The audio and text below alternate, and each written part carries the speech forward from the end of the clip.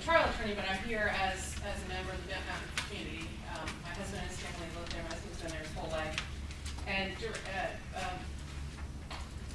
Director Davenport's report is especially timely given what we wanted to say. We have, and I have copies of some photographs for the folks on the board, but we are suffering MVP's absolute disregard of everything that this body and pretty much every other regulatory body has asked them to comply with.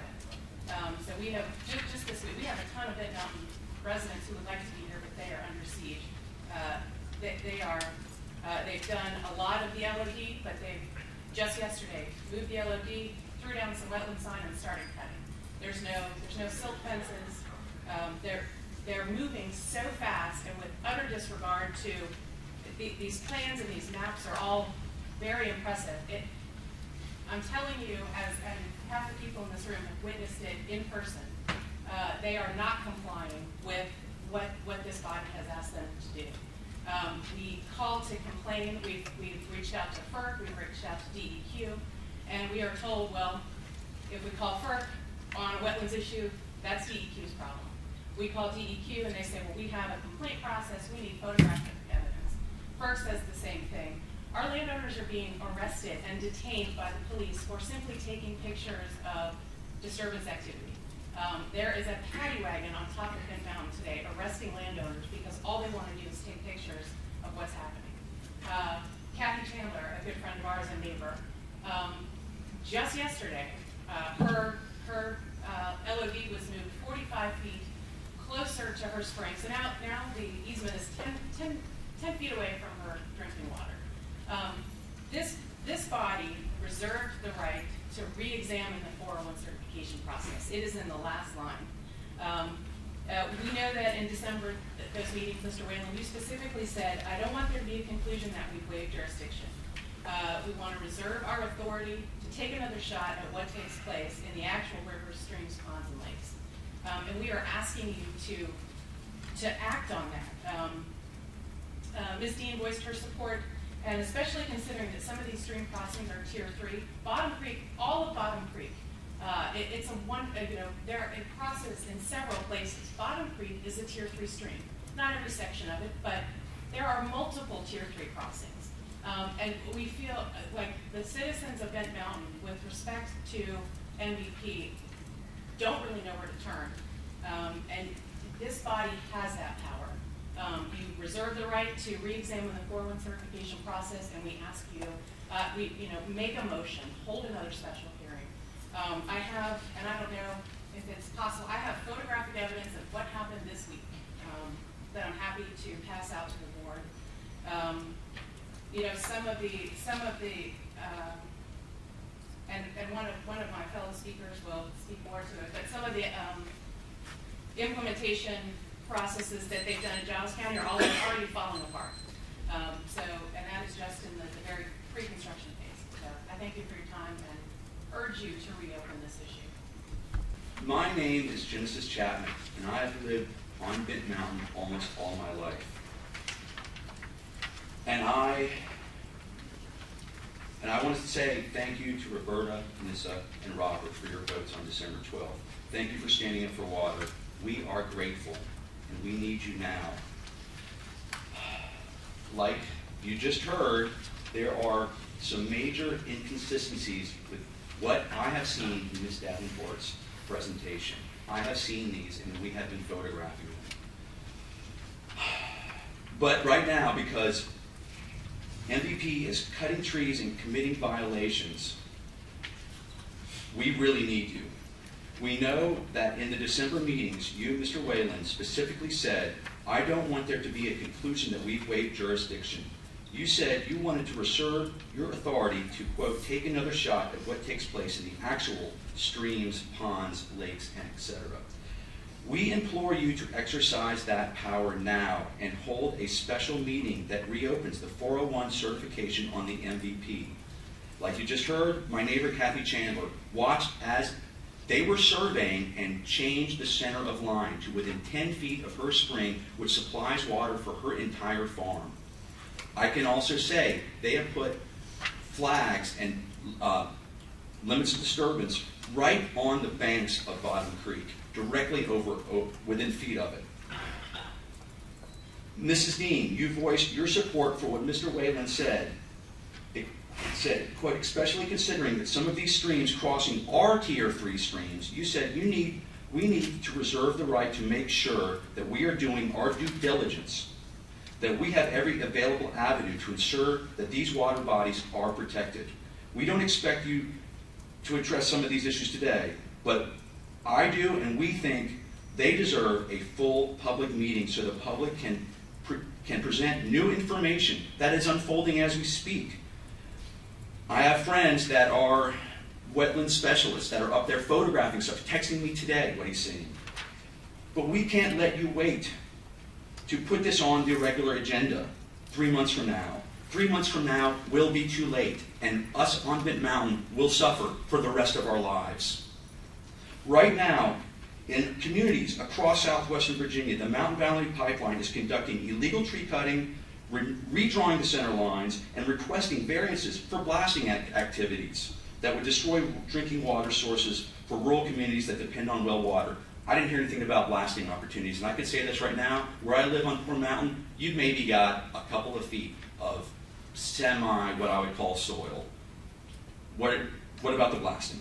Because you wanted to reserve your authority, the board changed the very last line of the certificate to specify that it, quote, applies solely to the upland activities authorized by FERC and shall not waive or otherwise impair or affect the authority of the board to require additional certification under state or federal law. You have that power. You are our last line of defense. We ask that you make a motion now to hold a special meeting as soon as possible to address the violations MVP has already committed in just the last 3 days and revisit additional certification for stream and wetland crossings. Thank you very much. The individual, Jerome Brooks, who's managing this, is not here, but Melanie's offered to go get him, and we can, or Deb can go get him. And we do have a fairly extensive process of reviewing violations that we hear about, and it's actually going to ramp up in the next week or so with some consultants that we're in the final stages of issuing a contract with. We plan to have on-site 2 contractors for compliance on-site for 5 or 6 days a week. Well, it's 6. It's when there's active construction. When there's active construction for 10 hours a day. So we're going to have eyes on the ground. We have met with the citizen groups from MVP and as well as citizen groups from ACP, who are also doing some surveillance, and we've got some communications set up so that we can hear from them and react to it. So compliance is something that we're taking pretty seriously, and it looks like James has stepped forward maybe to add a few things to it. Good afternoon, James Golden, Director of Operations. I just wanted to make a comment quickly about tree felling. To our knowledge, it still consists of hand tree felling, and one of the challenging things I think for everyone is the different types of restrictions that are placed on tree felling. For the purposes of the 401 certificate that DEQ administers, there's only one aspect of tree felling that is addressed in that certificate, and that has to do with the approach to wetland and stream crossings and the necking and reduction within 50 feet of those crossings to narrow the right-of-way to 75 feet. So a lot of the things that you're seeing and people are complaining about have to do with assumptions of some of the time of year restrictions that FERC has placed on tree clearing that has to do with animal resources. And those are not items that are regulated by DEQ's 401 certificate.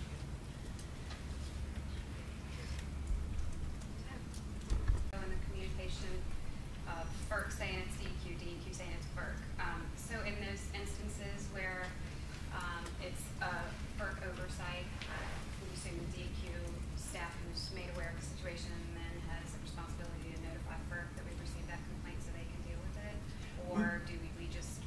Our website has a lot of pertinent information about who to call relative to FERC-related issues and what issues fall under DEQ's regulations. We do have an informal relationship with FERC. We know who their inspectors on the ground are. We've met them. So we do have that, but it's not a formal referral process.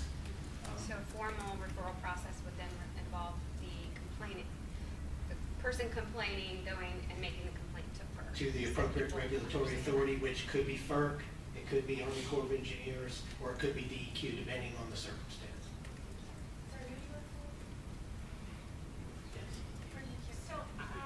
So have there been any violations cited so far? On MVP, Yeah. and not from DEQ. Good afternoon, board members, and I want to reiterate my thanks and gratitude to a few of the board members who voted against the ACP permitting in December, and the two who voted against the MVP as well. I'm very, very, very grateful. I have several things that in the moments we were sitting here have come up for me. Some of them have been addressed already. I'm going to try to, I don't have any order in which I'm going through this, but I'm going to try to get through this off the top of my head. We saw a sequence of pipeline general construction activities from Melanie Davenport. The third, or the second thing on there was installing a perimeter ESC. Am I to understand that that's like a perimeter, that's some kind of sediment and erosion control before tree felling happens? Well, we were told that this happens in sequence. Before land disturbance. Okay. Okay, well this is a little confusing then. I'm glad that I'm asking, because we definitely haven't seen any sediment and erosion controls put up where tree felling is happening right now. I was specifically asking about spread 8 earlier because, and I apologize for shouting out of turn, but that was actually very relevant for me to ask that because I happened to be in Giles County on March 22nd, and I have photos of I guess this was the template that DEQ was using to determine whether these sediment erosion controls would be appropriate. I know I can't show this to you to see, but this is a photo of I guess it's a green compost sock that's held down with wooden stakes. It is just feet within a stream crossing, and it already on March 22nd had a hole in it where the mulch was coming out of the hole. And again, I don't know when it was placed, but this was March 22nd. That was, I guess, before the ENS controls were approved by DEQ, so I'm imagining that maybe that was part of the template, but it was not lasting very long, I imagine. There's some other things, there's just some other issues here about, the monitoring. I mean, I understand that, FERC and DEQ are two different agencies, but when we're out there on the ground and we're trying to monitor and we're told that, landowners are told that they're supposed to complain to FERC if there's a violation, the people are out there on, in the limit, like on the other side of the limit of disturbance, trying to take photos of, because we're told, okay, if you're going to file a complaint to FERC, if we're going to take it seriously, we have to have a timestamp photo of the trees that are being cut. I understand that tree felling, I understand what was just explained, but I want to make a point that there are things happening on the ground where landowners are kind of put in this catch-22 where you're told to take a timestamp photo of a tree that's falling, but you can't be there to take the photo. You can't be there, within their, on the other side of their limit of disturbance. How are we supposed to document things that are happening? And if we don't even have, I'm sorry, Mr. Paler, we ought to have those people out there now. They're not there. We have a FERC inspector who goes around and says, well, that's not my jurisdiction. I don't really know anything about wetlands. We have wetland specialists up on Bent Mountain. They have wetland specialists that are residents of that. They moved to Bent Mountain because of the wetlands. And they've been telling me that they don't have to, MVP wasn't required to flag the individual types of wetlands. I just learned a few weeks ago that there's a complete difference in mitigation between a forested wetland and scrub and an emergent wetland. These are all things that I'm just learning now. And when one of the residents at Bent Mountain went out to do a delineation of his own for Kathy Chandler, the one we were mentioning earlier, he said, I didn't see any flagging for wetlands out there. They're forested wetlands. And he said that MVP was not required to do them. These are the concerns that we need to be addressed because they weren't brought up, and there's all new information from December that we didn't know about, and I'm imagining some of you didn't either, and that's why I believe that's what your intention at the end of that meeting was, to reserve that authority, because we know that we didn't have any of these plans in front of us.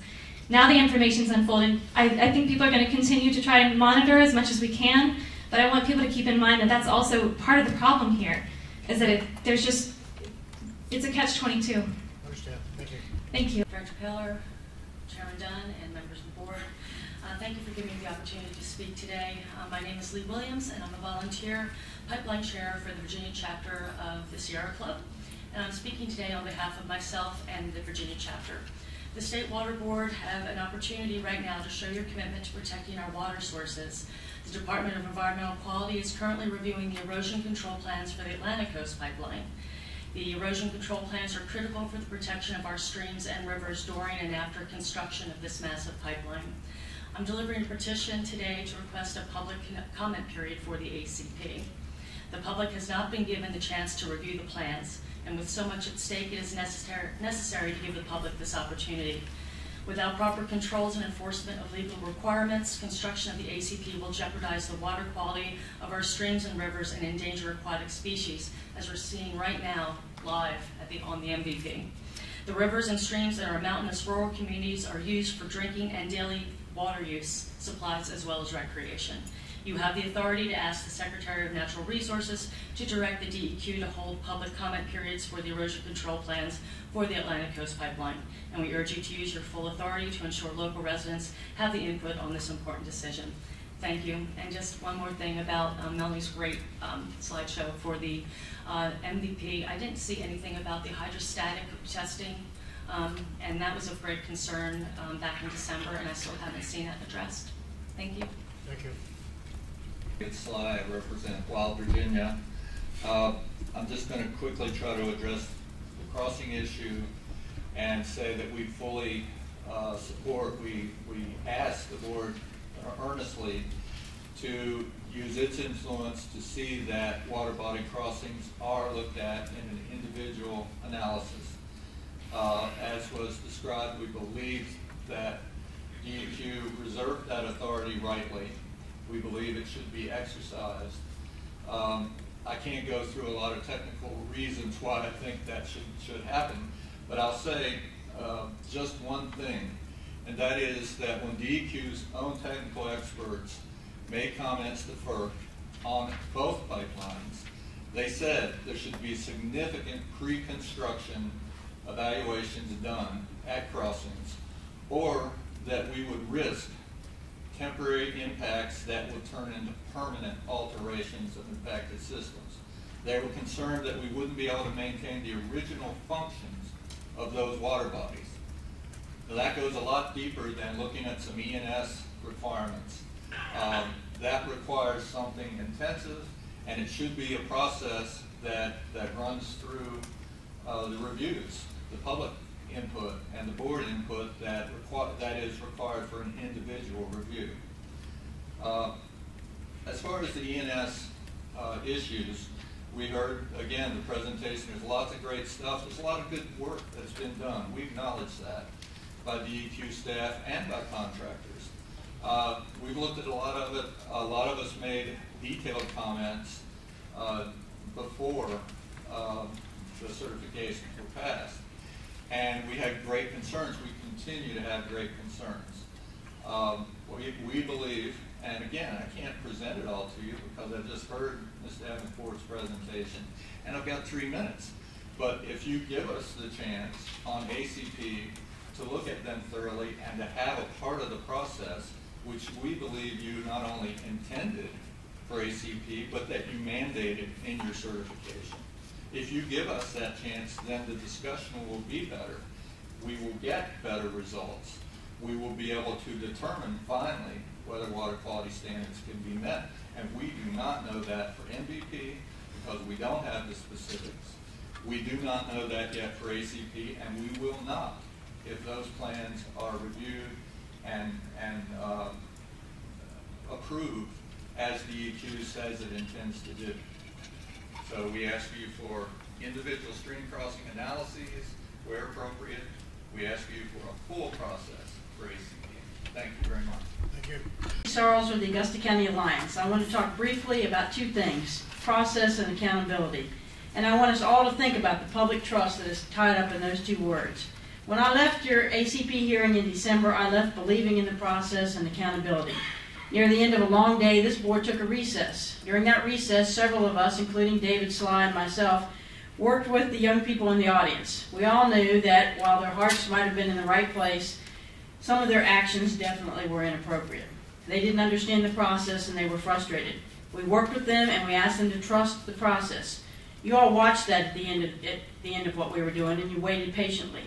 As you know, we convinced them to ask you one question, which they wrote down and presented. The question, would the pending plans be brought back before the Water Control Board for public comment?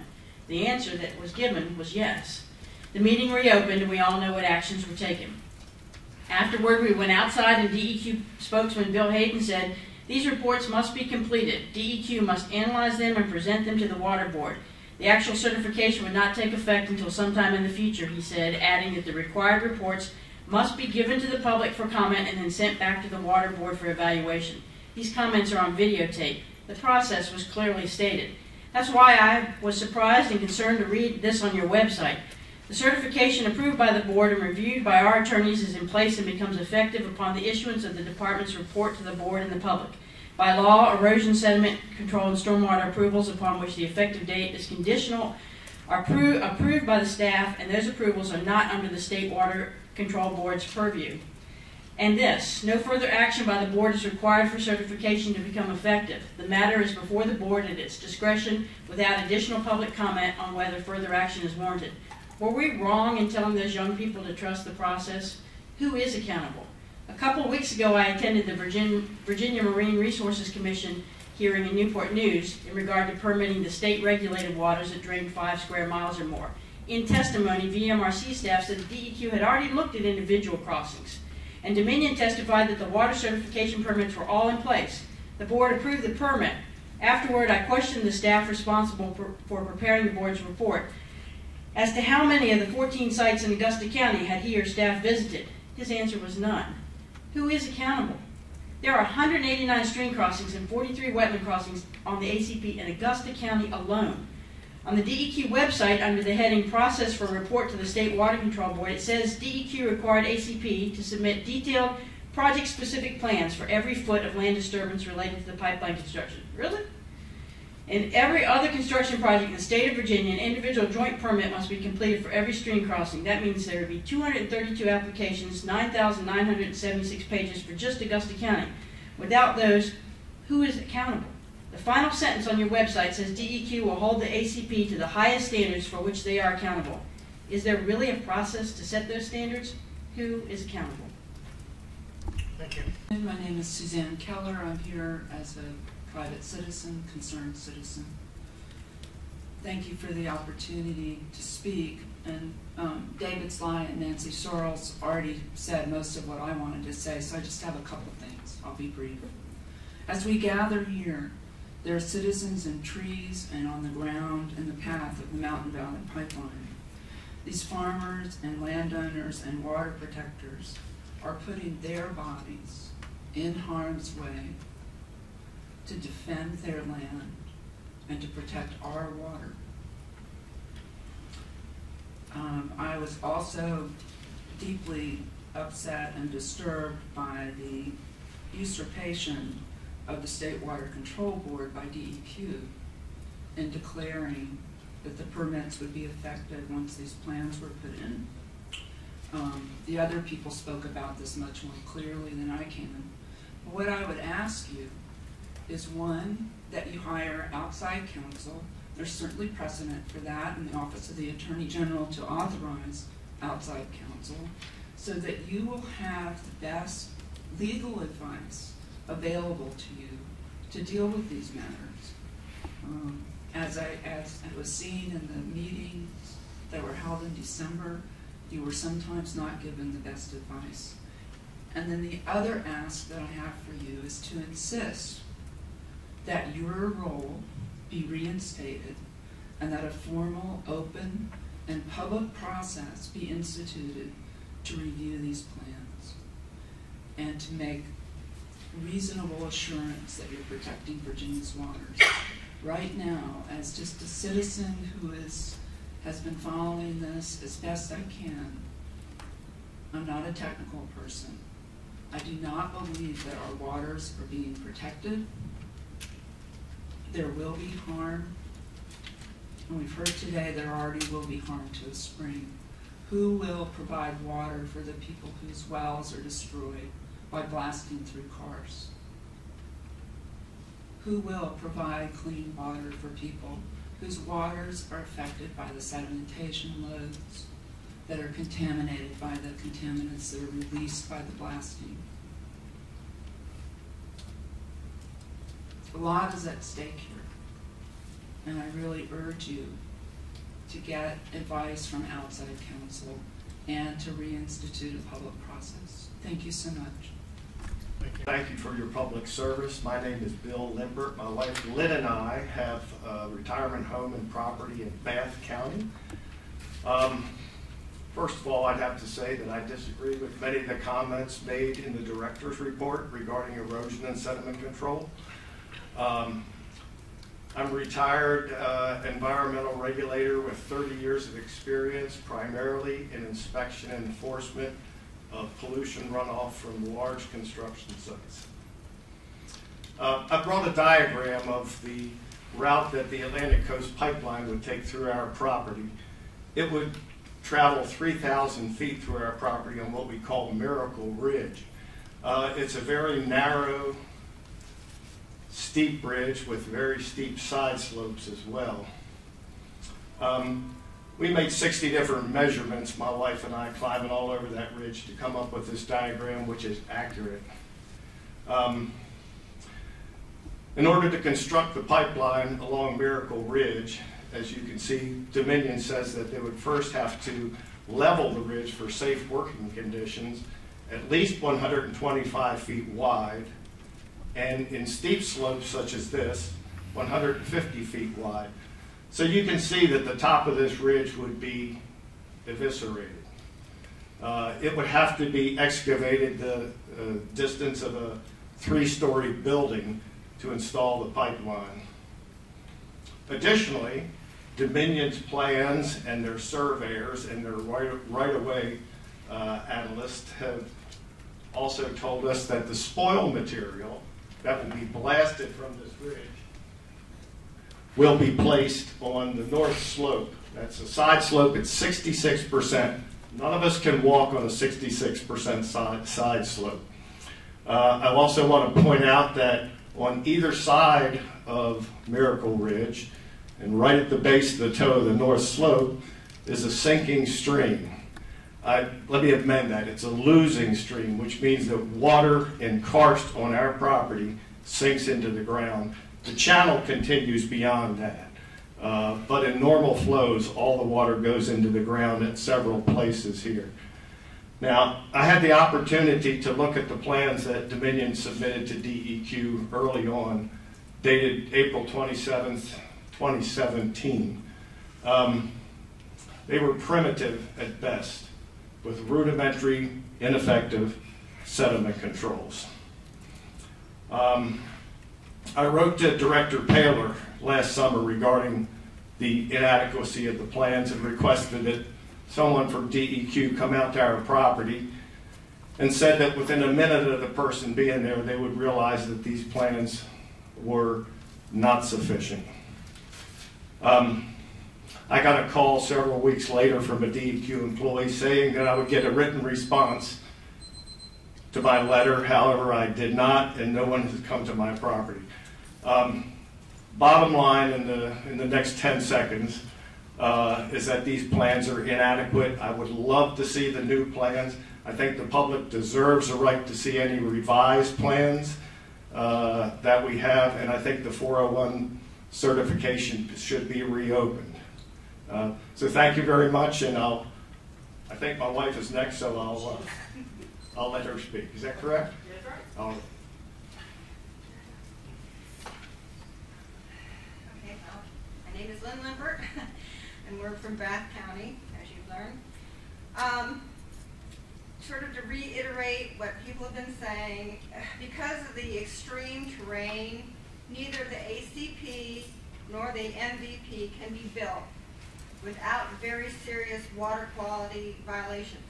Drinking water in wells and springs in large areas of karst terrain that these pipelines would pass through are particularly vulnerable.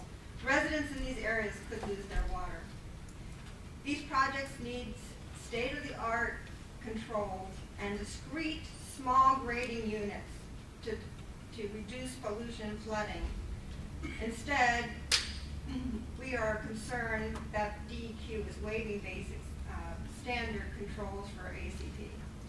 This unacceptable concession will save the ACP money and give Virginians increased flooding and pollution. DEQ advises that when they approve these plans and karst studies, the water quality certification for ACP is final, without allowing the Water Control Board the opportunity to review the very large amount of new information that is being hidden from them and the public. I hope that the Water Control Board would assert its authority, allow further public review and comments on the large amount of new information. Review those comments directly without those comments being filtered through DEQ, and vote on the water quality certification following review of public comments. Thank you very much. Thank you. For coming out today, and I appreciate hearing from everyone. I don't have a lot to add. I'm here as a citizen. I have been following the various meetings of this board, and I just wanted to add my support to those who are here asking for a public review and public comment on the ACP. I think the concerns that we have heard about today, about the ways in which the reality of what's happening in the Mountain Valley Path doesn't necessarily line up with what we're hearing the enforcement should be doing. I think that that is something that we should be able to keep in mind going forward with the Atlantic Coast Pipeline. I've had some information from the Dominion Pipeline Monitoring Coalition, which has expressed concern that the plans that the ACP is supposed to have been made available have not been there for extensive review by the public. And again, I appreciate your work. I appreciate all your consideration here.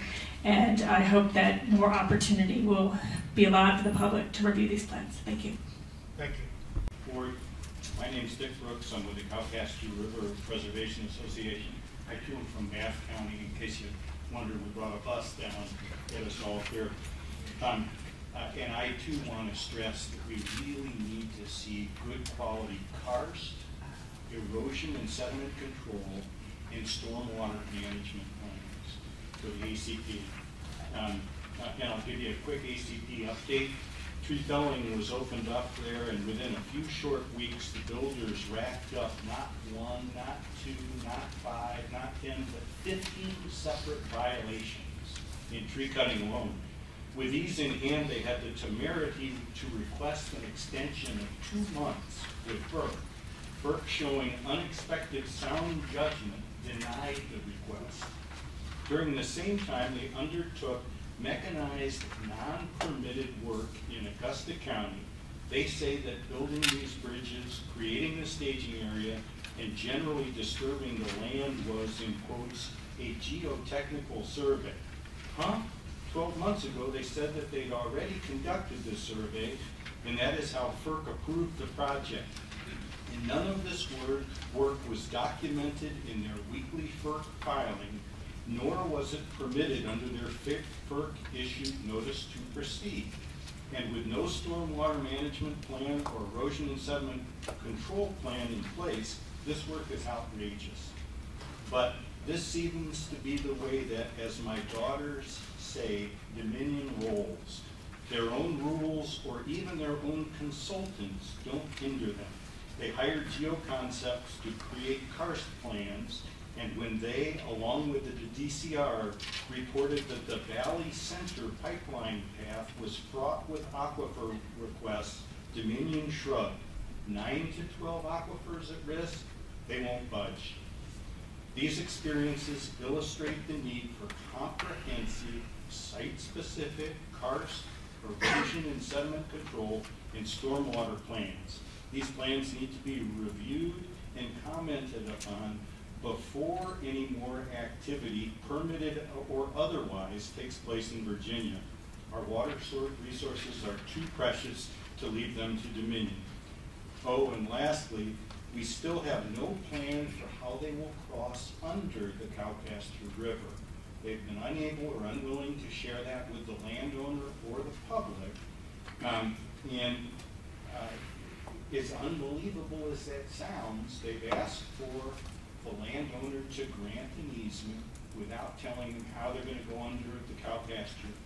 Many thanks to DEQ, the Cowcaster is in sections of Tier 3 river. Thank you very much. Thank you. I'm from Richmond, Virginia, and I first want to acknowledge everybody that's been fighting against these projects, and for those that can't be here today. I also want to let you know that what I'm sharing has been reviewed by an environmental lawyer, Tammy Belinsky, who you heard speak at the hearings in December. The MVP will be constructed through rural Virginia, where the water landowner straight comes from the ground, not from a public water supply. Trees are being cut, and construction may be imminent. In the 401 certification process, landowners asked you to assure their drinking water would be protected from the effects of blasting rock to build the pipeline. Depending on the geology, some drinking water is stored only when rainwater filters through the ground and is trapped in crevices in the rocks underground. There are no true aquifers. Capturing water in a drilled well in this geology is hit or miss. Either you're on top of rock with crevices that hold the rainwater, or you're not, and if not, there's no water to be found when you drill. Blasting can affect the water supply in two ways. One way is that the water in the ground can become contaminated. Best case, it's only contaminated with sediment and not pipeline construction chemicals.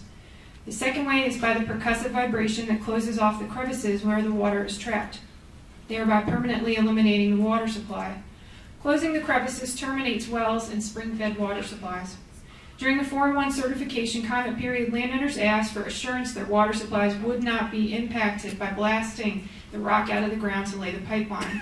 The response to landowners' comments concluded with the following statement, quote, "The use of controlled blasting techniques where small localized detonations are utilized will avoid or minimize potential impacts to water resources. Based on this conclusion, MVP is not currently required to identify all of the potential drinking water wells that may be impacted. The certification requires the identification of wells within 1,000 feet of either side of the center line only in karst geology. Within about 12 hours of the DEQ announcing the approval of the ENS plans, MVP requested a variance from the blasting plan. MVP will now use liquid ammonium nitrate compounds, which in MVP's own words is the, quote, industry standard for area blasting related to large-scale earthwork construction. That's the language that's been added to the blasting plan. Quote, industry standard for area blasting, not localized blasting, which is related to large-scale earthwork construction. That's a cavernous difference between localized detonations and large-scale earthwork construction. MVP changed the blasting plan you relied on to give rural landowners reasonable assurance. Their water supplies would not be contaminated. Told landowners not to worry because only localized detonations will be used. Not anymore. MVP has changed its plans. Please reopen the 401 certification for public comment and the State Water Control Board review of the following. Explain the difference between localized detonations and large-scale earthwork construction. 2. Identify the location and boundaries of each of the areas where large-scale earthwork construction will be performed by blasting. 3. Require the identification of each and every drinking water supply and septic system within a scientifically supportable distance from the pipeline, which is likely far more than 1,000 feet. The use of explosives on hard rock is a different threat from excavating karst, but the risks and the results are the same. And that was about the MVP, but speaking to the ACP, I just want to remind the board of your autonomy over this process. You are supposed to have the final say in the certification process, and I ask that you please do not allow the DEQ to usurp your power. Do not allow that. Mr. Chairman, members of the State Water Control Board, I'm Peggy Santa, Chesapeake Bay Foundation. In the interest of time, I will simply adopt the comments of my colleague David Sly for Chesapeake Bay Foundation, but would add this subject for which we would be interested in a little bit more discussion from DEQ, if that is procedurally possible this afternoon. There have been a number of questions posed today about variances added at various points in the process. They have concerned today lasting variances. We posed a number of questions about variances in the December hearings for ACP.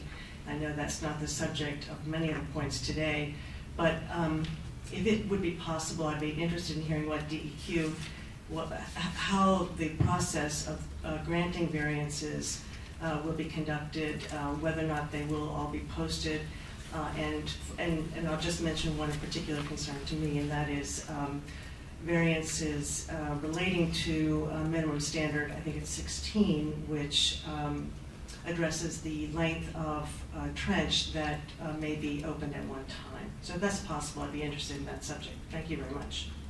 Thank you. Council, on behalf of our 12,000 members in Virginia, thank you for coming back to do your work after the December hearings. I wasn't sure you would, and so we appreciate your continued efforts, especially in light of MVP's announcement yesterday that it does intend to continue on to North Carolina. It is important that we all get this right, so thank you for your attention to measure twice, cut once if need be. I have 3 recommendations, and I will be brief. First, I do want to ask you to clarify that indeed your ACP certification did indeed require that you as the board, as the plenary authority of DEQ, review and approve the stormwater erosion and karst plans, including public input, because to be clear, you are that basically the supreme authority of the DEQ. It is true that certified planners or engineers sign off on erosion and stormwater plans. That is true, that's in the regs. But now that your requirement to review those plans is embodied within the 401 certification, you have it, that is now sort of subsumed into the 401 certification. So the engineer having final sign-off no longer applies. You now have final sign-off on that. So I would ask you not to unintentionally erode your own authority in not having final sign-off, and much less squander the long discussion you already had in December, to make that very clear. Second, I would ask that you please review what groundwater impacts have been assessed so far, because essentially no one really is, and groundwater does fall under your jurisdiction. Our state's own Office of Environmental Health and Safety recommended 1,000-foot minimum testing and survey be done for both pipelines. That has only occurred for 30% of the length of MVP, the karst area, and 10% of the length of the ACP. The FERC only recommended, I believe, 125-foot survey from the center line. So that I ask that you ask the DEQ staff to report on groundwater protections and whether you might need to take a closer look, particularly in light of the change of the blasting plan for MVP that we just heard about. Lastly, in closing, I would ask for site-specific water crossings the impacts to Virginia's own water quality standards be assessed for high-impact water crossings in any given category, whether it's exceptional trout waters, already impaired waters, significant Chesapeake Bay watersheds, and as well as water crossings near public water intakes. We are talking about blasting, trenching, and drilling beneath waterways. Erosion and sediment does account for things around those site-specific locations, but not for the ingress through the water crossing itself and the impacts it can have on our water quality standards. So that has not yet been done to the satisfaction of our own state water quality standards. So that's all I have is those 3 things. Review of erosion and stormwater plans for the ACP. Groundwater impacts do remain unaddressed for most of the projects, and conduct site-specific water crossing review. Thank you. Thank you.